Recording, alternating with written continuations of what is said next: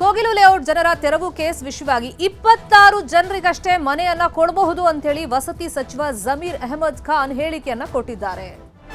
161 ಮನೆಗಳನ್ನ demolish ಮಾಡಲಾಗಿದೆ. ದಾಖಲಾತಿಗಳ ಪರಿಶೀಲನೆಯನ್ನ ನಿರಂತರವಾಗಿ ಅಧಿಕಾರಿಗಳು ಮಾಡಿದ್ದಾರೆ. ಮಧ್ಯದಲ್ಲಿ ಬಿಜೆಪಿ ಕೂಡ ಒಂದಿಷ್ಟು ಆರೋಪಗಳನ್ನ ಮಾಡಿತ್ತು. ಅಕ್ರಮವಾಗಿ ಬಂದಿರೋರು ಇವರು, ಬಾಂಗ್ಲಾ ವಲಸಿಗರು, ಇವರಿಗೆಲ್ಲ ಯಾಕೆ ಮನೆ ಕೊಡಬೇಕು ಸರ್ಕಾರ? ಅದು ರಾಜ್ಯದಲ್ಲಿ ಕನ್ನಡಿಗರಿಗೆ ಅನ್ಯಾಯ ಆಗ್ತಿದೆ. ಕೆಲವೊಂದು ಕಡೆ ಮನೆ ಬೀಳಿಸಿ 3 ತಿಂಗಳು 3 ವರ್ಷ ಆದರೂ ಕೂಡ ಅವರಿಗೆ ಇವರು ಮನೆ ಕೊಟ್ಟಿಲ್ಲ.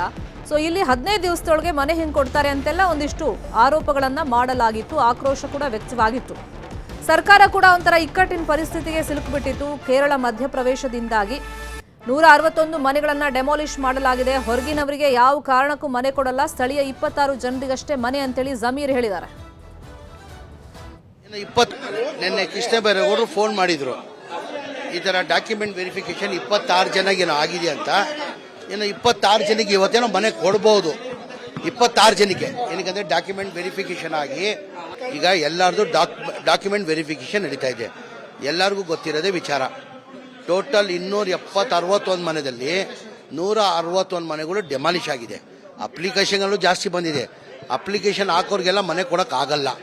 ಯಾರು ಡೆಮಾಲಿಷ್ ಮಾಡಿದ್ದಾರೆ ಅವ್ರಿಗೆ ಕನ್ಸಿಡರ್ ಮಾಡಬೇಕಂತ ತೀರ್ಮಾನ ಮಾಡಿದ್ದಾರೆ ಮನೆ ಮುಖ್ಯಮಂತ್ರಿಗಳು. ಕಂಡೀಷನ್ಲಿ ಅಂದರೆ ಅವ್ರು ಡಾಕ್ಯುಮೆಂಟ್ ವೆರಿಫಿಕೇಶನ್ ಮಾಡ್ತಾರೆ. ಅವ್ರು ಲೋಕಲ್ ಆಗಿರಬೇಕು, ನಮ್ಮ ಕರ್ನಾಟಕದವ್ರು ಇರಬೇಕು. ಆಚೆಯವ್ರಿದ್ರೆ ಯಾವ ಕಾರಣಕ್ಕೆ ಕೊಡಲ್ಲ.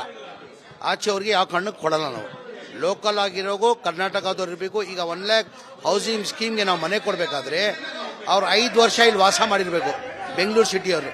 ಅಂಥವ್ರನ್ನೇ ನಾವು ಕೊಡೋಕ್ಕಾಗೋದು. 5 ವರ್ಷ ಅವ್ರು ಯಾರು ವಾಸ ಆಗಿರ್ತಾರೆ ಅದಕ್ಕೆ ತಡ ಆಗ್ತಾ ಇರೋದು. ಆ ಕಾರಣಕ್ಕೆ ಕೋಗಿಲು ಲೇಔಟ್ ಜನರ ತೆರವು ಕೇಸ್ ವಿಷಯವಾಗಿ 26 ಜನರಿಗಷ್ಟೇ ಮನೆಯನ್ನ ಕೊಡಬಹುದು ಅಂತ ಹೇಳಿ ವಸತಿ ಸಚಿವ ಜಮೀರ್ ಅಹಮದ್ ಖಾನ್ ಹೇಳಿಕೆಯನ್ನ ಕೊಟ್ಟಿದ್ದಾರೆ. 161 ಮನೆಗಳನ್ನ ಡೆಮಾಲಿಷ್ ಮಾಡಲಾಗಿದೆ. ದಾಖಲಾತಿಗಳ ಪರಿಶೀಲನೆಯನ್ನ ನಿರಂತರವಾಗಿ ಅಧಿಕಾರಿಗಳು ಮಾಡಿದ್ದಾರೆ. ಮಧ್ಯದಲ್ಲಿ ಬಿಜೆಪಿ ಕೂಡ ಒಂದಿಷ್ಟು ಆರೋಪಗಳನ್ನ ಮಾಡಿತ್ತು. ಅಕ್ರಮವಾಗಿ ಬಂದಿರೋರು ಇವರು, ಬಾಂಗ್ಲಾ ವಲಸಿಗರು, ಇವರಿಗೆಲ್ಲ ಯಾಕೆ ಮನೆ ಕೊಡಬೇಕು ಸರ್ಕಾರ? ಅದು ರಾಜ್ಯದಲ್ಲಿ ಕನ್ನಡಿಗರಿಗೆ ಅನ್ಯಾಯ ಆಗ್ತಿದೆ. ಕೆಲವೊಂದು ಕಡೆ ಮನೆ ಬೀಳಿಸಿ 3 ತಿಂಗಳು 3 ವರ್ಷ ಆದರೂ ಕೂಡ ಅವರಿಗೆ ಇವರು ಮನೆ ಕೊಟ್ಟಿಲ್ಲ. ಸೊ ಇಲ್ಲಿ 15 ದಿವಸದೊಳಗೆ ಮನೆ ಹೆಂಗೆ ಕೊಡ್ತಾರೆ ಅಂತೆಲ್ಲ ಒಂದಿಷ್ಟು ಆರೋಪಗಳನ್ನು ಮಾಡಲಾಗಿತ್ತು. ಆಕ್ರೋಶ ಕೂಡ ವ್ಯಕ್ತವಾಗಿತ್ತು.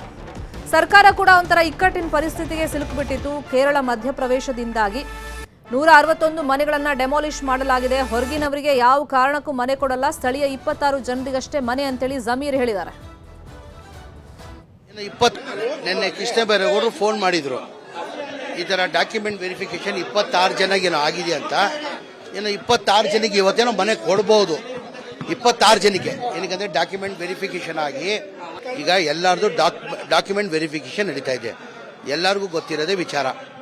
ಟೋಟಲ್ 261 ಮನೆಯಲ್ಲಿ 161 ಮನೆಗಳು ಡೆಮಾಲಿಷ್ ಆಗಿದೆ. ಅಪ್ಲಿಕೇಶನ್ಗಳು ಜಾಸ್ತಿ ಬಂದಿದೆ.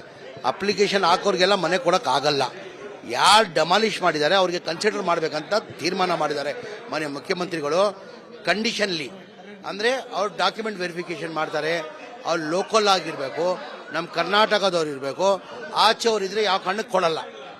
ಆಚೆಯವ್ರಿಗೆ ಯಾವ ಕಾರಣಕ್ಕೆ ಕೊಡಲ್ಲ. ನಾವು ಲೋಕಲ್ ಆಗಿರೋಗು ಕರ್ನಾಟಕದವ್ರು ಇರಬೇಕು. ಈಗ 1 lakh ಹೌಸಿಂಗ್ ಸ್ಕೀಮ್ಗೆ ನಾವು ಮನೆ ಕೊಡಬೇಕಾದ್ರೆ ಅವ್ರು 5 ವರ್ಷ ಇಲ್ಲಿ ವಾಸ ಮಾಡಿರಬೇಕು, ಬೆಂಗಳೂರು ಸಿಟಿಯವರು.